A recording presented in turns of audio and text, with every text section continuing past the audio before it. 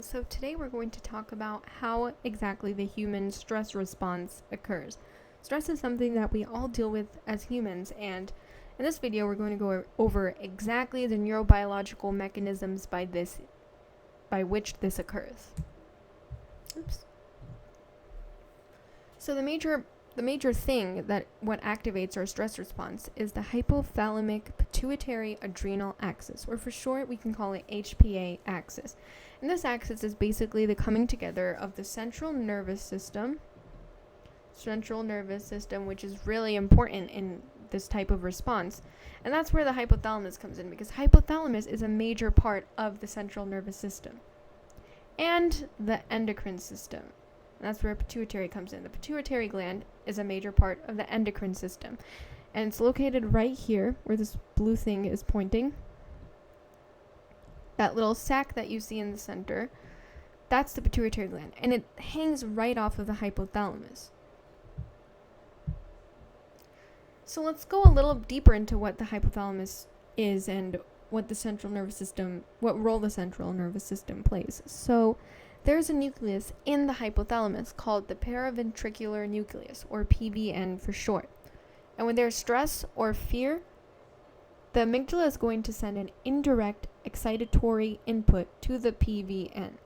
In other words, all of those neurons in the paraventricular nucleus are going to get activated.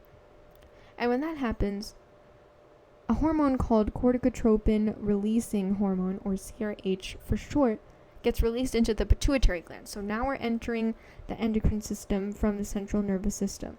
And the pituitary gland will then release a bunch of hormones. It will release a bunch of hormones which will enter the bloodstream and go into various organs and other glands in order to stimulate activity. And it will also release ACTH, or adrenocorticotropin hormone, which is quite a mouthful, to the adrenal glands. So the adrenal glands are part of the kidneys, so they're located right on top of the kidney. And it has two parts. It has an outer part, which is the cortex, and an inner part, which is the medulla. So the inner part, the medulla, produces epinephrine and norepinephrine. And this is basically a bunch of hypervigilance, arousal, adrenaline. That's what that releases. And the cortex, the outside, produces glucocorticoids. And glucocorticoids and epinephrine and norepinephrine, all of these will go back into the brain, in which glucocorticoids can even cause structural changes and can impact memory formation. And if you think about it, that's exactly why we remember stressful situations and fearful situations the most vividly.